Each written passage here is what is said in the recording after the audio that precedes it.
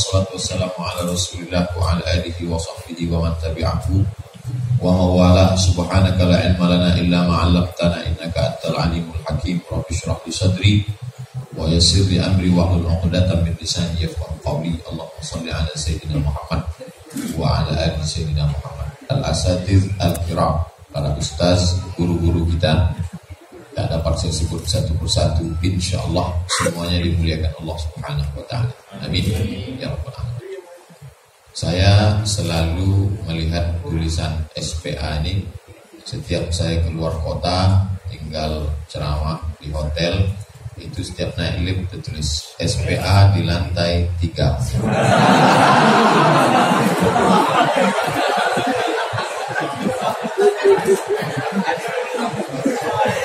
Tapi terus terang saya sampai hari ini belum pernah masuk walau sekali. Jadi ini bertemu dengan orang-orang yang luar biasa. Selama ini di hotel, hari ini mereka ke masjid, ini namanya SPA Syariah. Santri penerima. Yang pertama yang mesti kuat itu adalah akidah. Akidah itu diambil dari 3 huruf, ain, qaf, dal. Bagi yang mau imla. Dari kata ain, qaf, dal itulah asal akidah. Dari kata ain, qaf, dal itulah muncul istilah akad. Kalau akad jual beli, ada penjual, ada pembeli. Saya jual duku ini sekilo dengan harga 20.000 tunai. Kata yang membeli, aku terima. Sah. Dari kata akad itulah muncul ada akad nikah dari wali kepada mempelai laki-laki. Aku nikahkan anakku dengan engkau dengan mahar 17,785 gram emas beserta kuningan dan batu kecubung tunai. Maka dari kata akad itu artinya 2 tali yang diikat simpul mati. Akad jual beli, akad nikah, akad kita dengan Allah Subhanahu wa taala, asyhadu an la ilaha illallah. Jadi kalau orang akidahnya benar, dia sakit, dia tidak menggerutu, tidak stres, tidak depresi, karena akadnya sudah jelas dengan Allah bahwa dia selalu husnuzon, prasangka baik. Sakitnya itu untuk menghapus dosanya. Ketika dia bertanya, saya kan sudah hijrah, saya kan sudah ikut SPA, kok saya sakit, dosa saya apa? Dosamu yaitu nanya-nanya, dosamu apa itu? Itu berarti kau tidak ridho menerima ketetapan Allah SWT.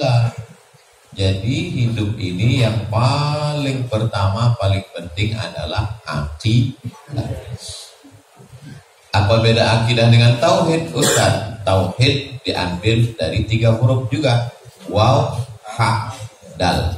Wahada, yuwahidu, tauhid.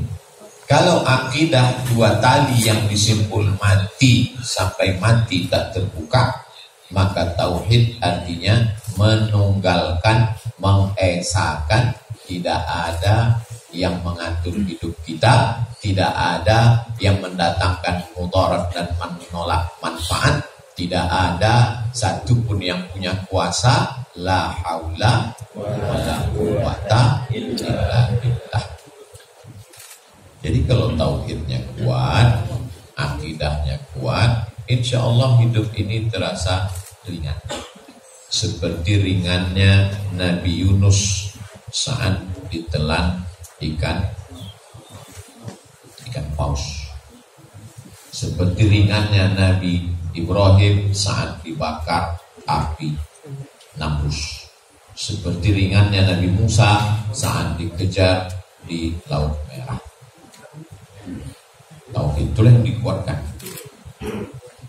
seberat apapun yang kau hadapi saat membawa beras ini nanti, maka kuatkanlah tauhidmu.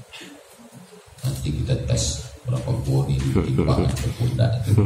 Gimana masih kuat? La ilaha illallah. Kalau udah terasa berat betul, campakkanlah la haula wala quwwata.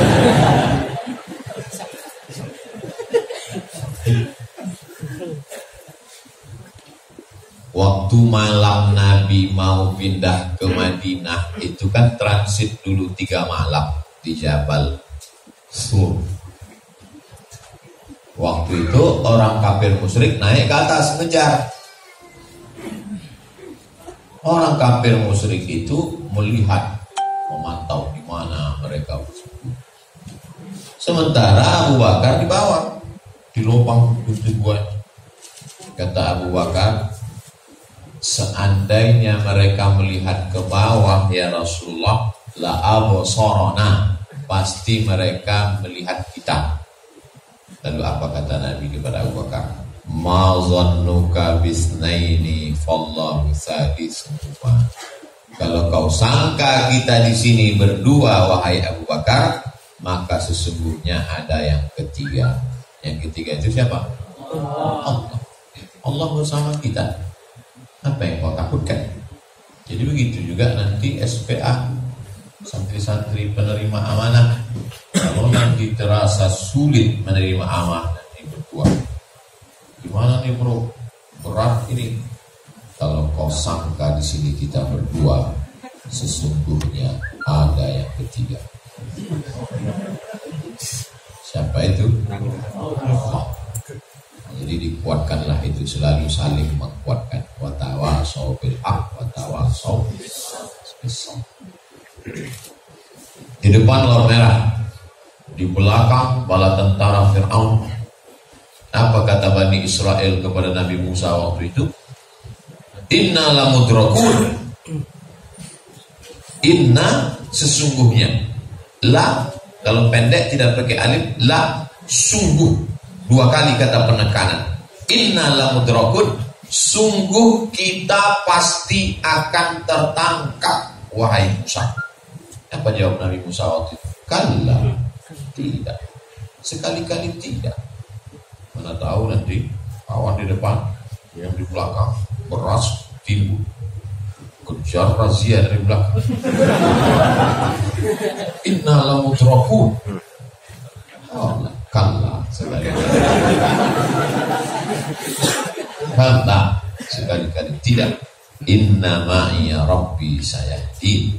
Bersamaku ada Allah yang akan menyelamatkan kita. Kalla, langsung tunjukkan SIM masih hidup. Kalla, STNK, pajak, PPKB masih sehat. Kalla, inna ma'iya rabbi sayahdi. Jadi kalau tauhidnya tidak kuat hidup ini, kita rapuh. Makanya menanamkan tauhid itu selama di kota Makkah 13 tahun. Tauhid. La ilaha illallah. Tidak ada yang bisa memudaratkan satu pun di atas dunia ini. La ini jitama'atil ummatu, berkumpul semua orang di atas dunia ini. Ala ayyadurruka bisyai'in, mau memudaratkanmu, mau mencelakaimu, mau membunuhmu, mau melukaimu, mau mematikanmu. La yadurruka, mereka tidak akan bisa illa bisyai'in qad kataballahu alaih, kecuali memang sudah ditakdirkan Allah Subhanahu wa ta'ala. Abdul Somad hari ini ditakdirkan mati jam 10. Begitu menurut takdir. Misalnya misal Abdul Somad mati jam 10 karena ditembak sniper, B karena pesawat meledak, C karena diracun orang minumannya macam Munir, D karena disantet, E tiba-tiba batuk mati. Bisa saja apapun terjadi. Tapi bahwa dia mati jam 10 itu ketetapan Allah Subhanahu wa ta'ala. Lalu kemudian dia mati disantet orang, Matinya karena disantet atau karena ajalnya sudah tiba? Mantap tauhid. Kasih nilai A. Ada voucher. Selama ini sepatu kita yang bayar. Malah dapat voucher. Luar biasa. Spa kita.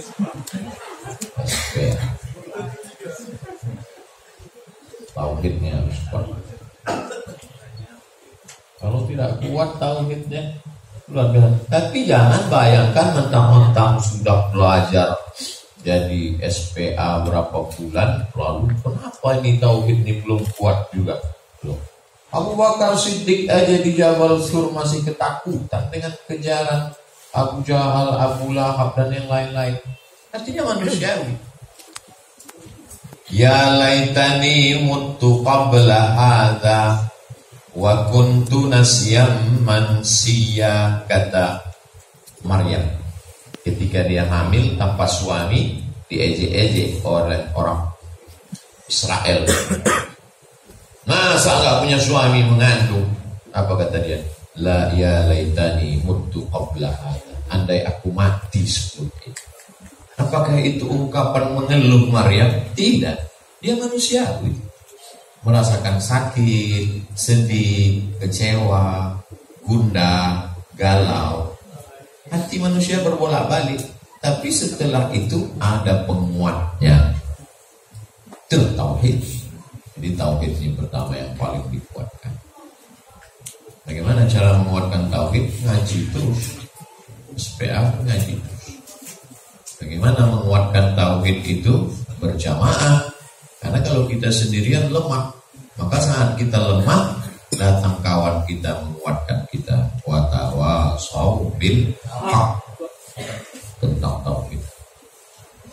Aduh bro, dulu perasaan aku sebelum ikut SPA ini hidupku tenang-tenang aja.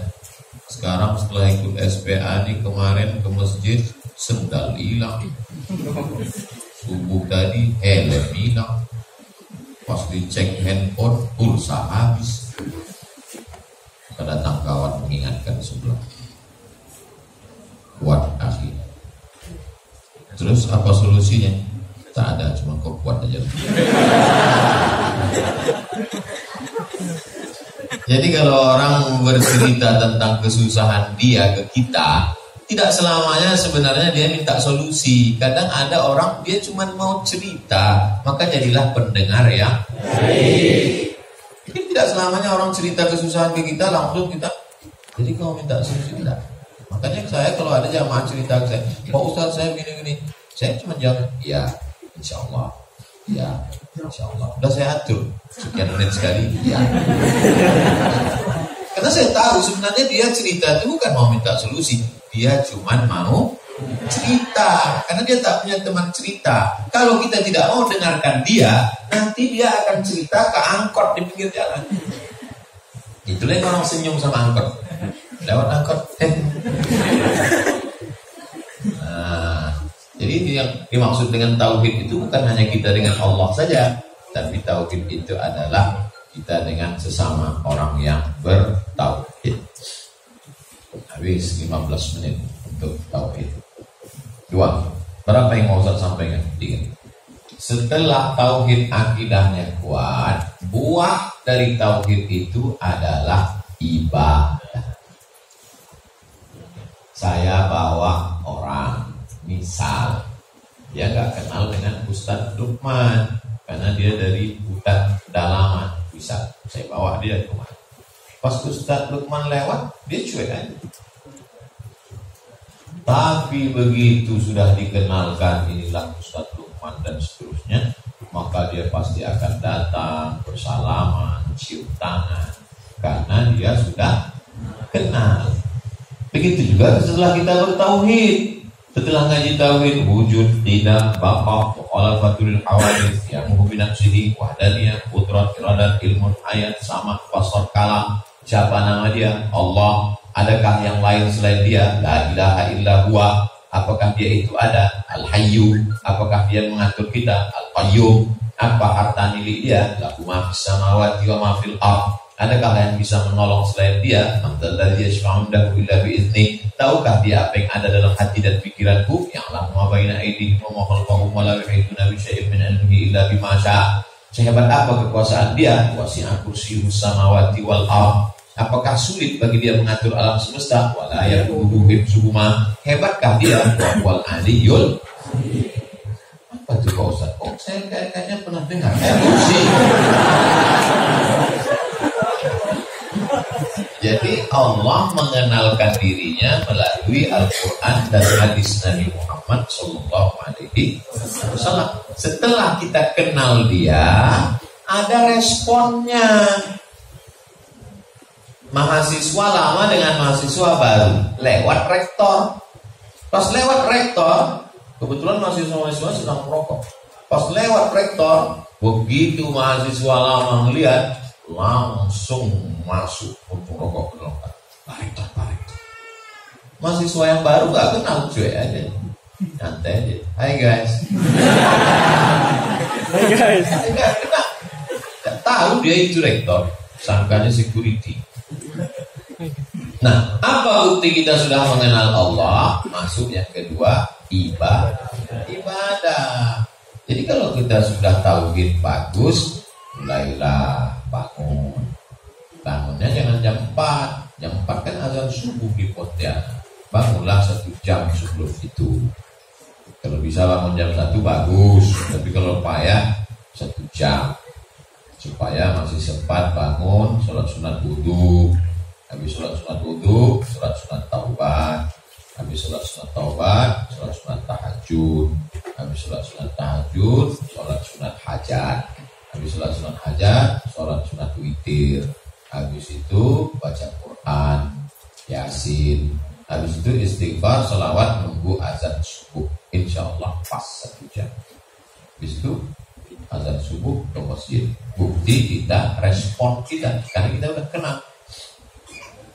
Masyarakat akan menyambut kedatangan Bapak Bupati, Gubernur, Wali Kota, Anggota Dewan, DPD. Apa responnya? Umbul-umbul. Mahal umbul-umbul, ambil pucuk pohon kelapa, ikat-ikat, buat lampu kelap-kelip, pasang lilin, pasang obor, panggil mak-mak, pukul rebana. Menyambut kedatangan bupati, wakubati, anggota DPR, DPD, marilah kita sambut dengan salawat. Allahumma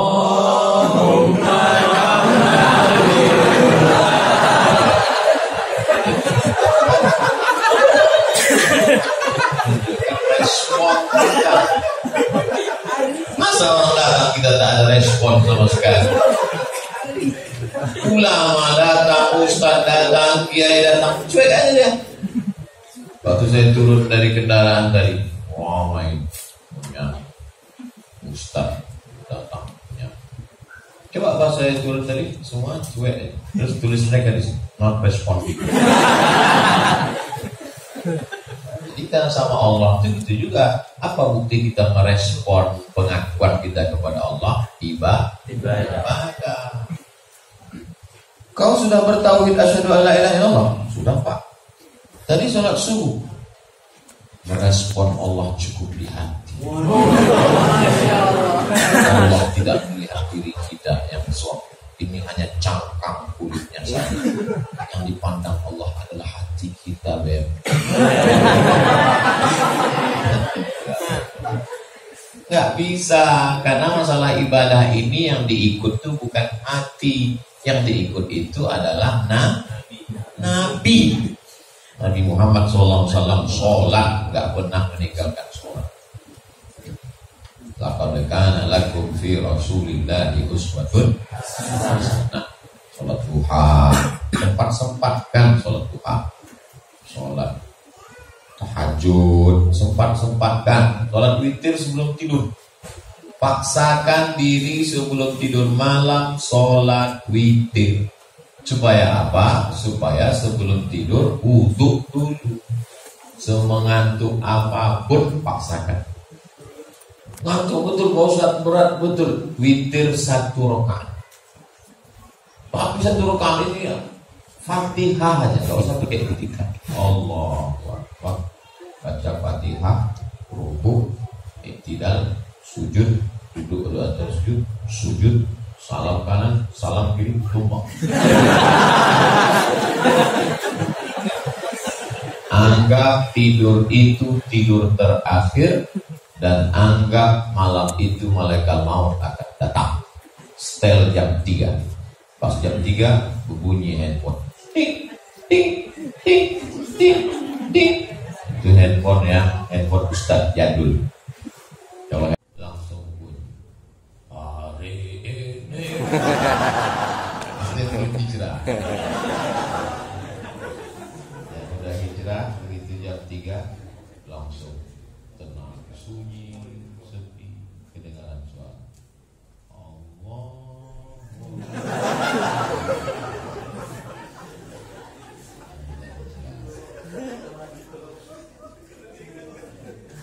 Kalau malam itu kau terbangun, kau buka mata, matamu masih melihat jam dinding, alhamdulillah.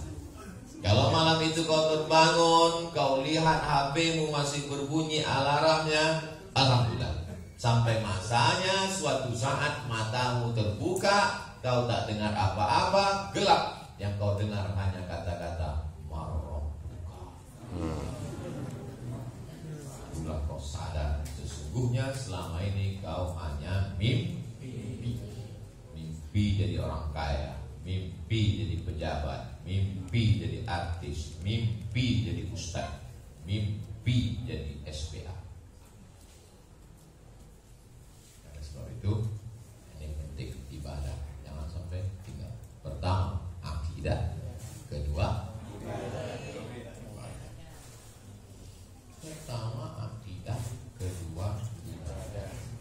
Akidah sama tauhid sama. Ibadah. Ada orang menganggap ibadah itu sholat sunat, baca Quran, zikir. Itu ibadah mahdhah, ibadah pure, original ibadah. Ada yang dia aktivitas tapi bernilai ibadah. Aktivitas sehari-hari.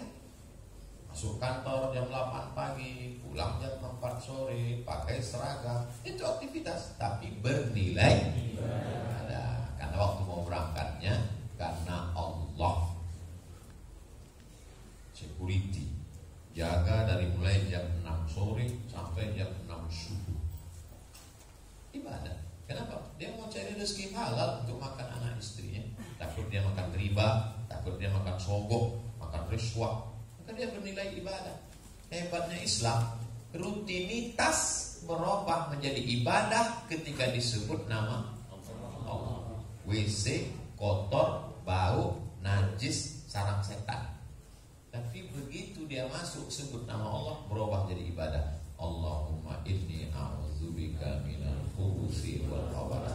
Berubah menjadi ibadah. Kenapa? Karena ikut sunnah Nabi Muhammad sallallahu alaihi wasallam. Makan bukan ibadah. Semua makan. Binatang makan. Jin hantu nyimblorong subil bolong makan. Tapi kenapa makan kita menjadi ibadah? Karena kita sebut nama Allah. Bismillahirrahmanirrahim. Ya Allah, jadikanlah makanan ini menjadi energi buat kami, dan seterusnya. Saya belum lulus. Jadi berubah menjadi ibadah. Nah ini pahami antara ibadah mahdhah dan ibadah ghairu mahdhah. Sholat berjamaah ke masjid mahdhah, zikir, baca Quran, bayar zakat, haji dan umrah, mahdhah. Tapi kalau dihitung-hitung mana yang lebih banyak, mahdhah atau ghairu mahdhah? Ghairu mahdhah. Aktivitas sehari-hari tapi bernilai ibadah, itu yang lebih banyak. Akidahnya sudah baik, ibadahnya sudah baik. Yang terakhir, yang ketiga, akhlak. Makanya dalam hadis dikatakan, idza ja'akum man tardawna dinahu. Wahai bapak-bapak, kakek-kakek, kalau datang seorang laki-laki, anak muda mau meminang anakmu, adikmu, cucumu, yang kau pandang dua, dinahu, agamanya baik. Maksud agamanya baik apa? Sholatnya baik, akidahnya baik. Tapi ada satu lagi, wa khuluqahu. Ada orang rajin sholatnya tapi ngomongnya kasar. Dia ngomong 5 menit itu masih tenang hati kita. Masuk menit ke-6 hancur, Pak, kaca jatuh kembali. Dalam patah bisa disambung, kaca retak bisa direkat, hati yang sakit mana obat akan dicari. Potong, masukkan ke Instagram. Insya Allah banyak follower. Jadi kalau sudah orang kasar, susah kita, hancur hati. Pas nengok mukanya langsung kebayang ukuran kelapa. Ukuran kelapa itu kan kasar, dan dia nggak mau tahu. Sudah habis isi kelapa itu, tinggal tempurungnya. Mau tak dia berhenti? Udah habis, tempurungnya pun dihantamnya juga. Kita udah bilang, oh aku udah kaku, gasnya juga hancur. Maka saya yakin adik-adik bisa berteman, bersahabat lama ini pasti karena saya dengan sahabat-sahabat ustaz-ustaz di Munzalan ini tertawan dengan akhlak.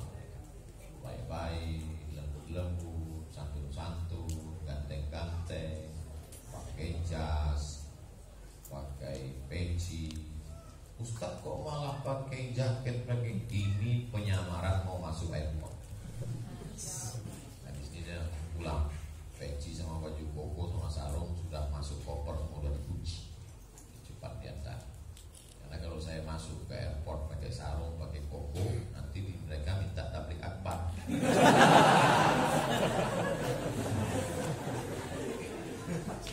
Ini perlu dijelaskan supaya jangan ada dusta di antara kita. Nanti kenapa Ustaz kemarin waktu di depan SPA tuh pakaiannya kok begitu? Muncul jawaban macam-macam. Ada jawaban. Kenapa dia kemarin di depan SPA Munzalan begitu? Iyalah, dia kan sedang spa. Akhlak ini paling penting. Al-adab fauqal ilmi. Akhlak di atas ilmu. Berapa banyak orang berilmu runtuh ilmunya, seperti istana pasir di tepi pantai yang cantik, kokoh, indah. Datang air sekali ombak, hilang.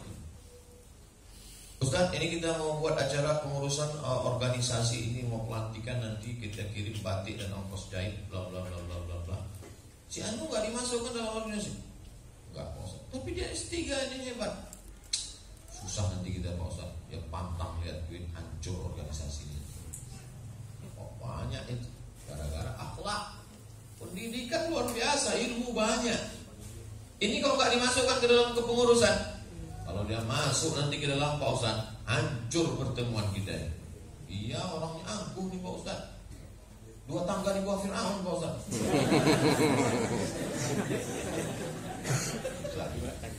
Tapi berapa banyak orang yang biasa-biasa saja, hanya ini masukkan, dimasukkan. Kenapa?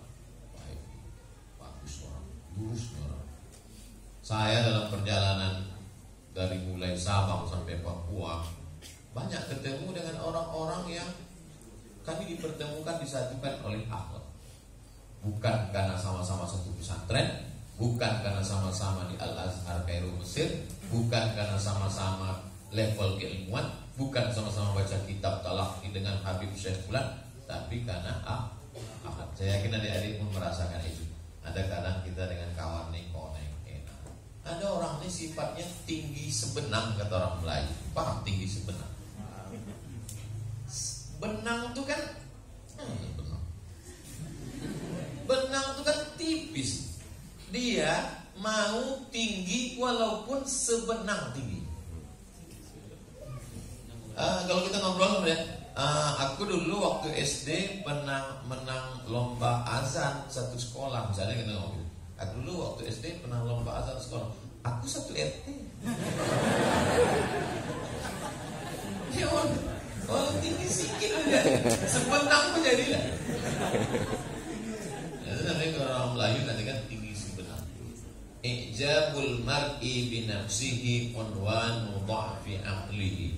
Orang yang mengagumi, terlalu kagum terhadap dirinya, itu menunjukkan lemah akalnya.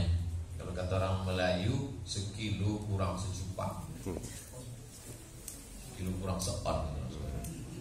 Hebat dia tuh, ganteng dia tuh, mantap dia kalau ngomong. Iya, tapi kurang sepan. 9,5 ya. Jadi kita ini kalau ada orang ngomong gitu sama aja seperti kita naik motor. Kita kan naik motor nyantai dari 60, 70. Dia nggak 120. Saya kalau nengok orang itu atas rambulan. Panjat yang listrik itu. Kadang-kadang kalau mau pergi pengajian, kadang kan jamaah sahabat kita yang nyetir ini mengejar koridor yang ada di depan itu. Saya bilang, kenapa ente kejar dia? Selalu aja kita pelan, nanti dia lama-lama pelan ikut. Dia kan nunggu kita. Aku kan di sini. Dia nanti dulu sampai ke pentas, taklah mungkin dikejarnya masih carinya. Apa yang mau dikejar? Betul tak?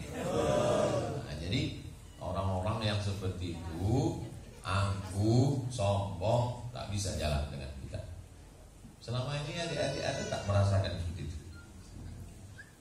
Alhamdulillah. Berarti orangnya tak ada, bukan mengatakan ada.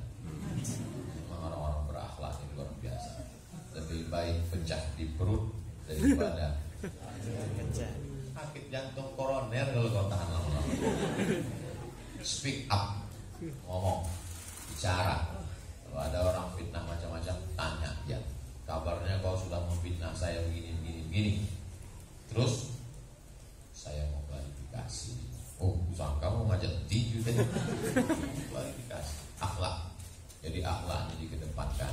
Akhlak bersama kawan-kawan SPA, akhlak kepada ustadz dan guru. Yang paling penting adalah akhlak kepada Allah Subhanahu wa ta'ala.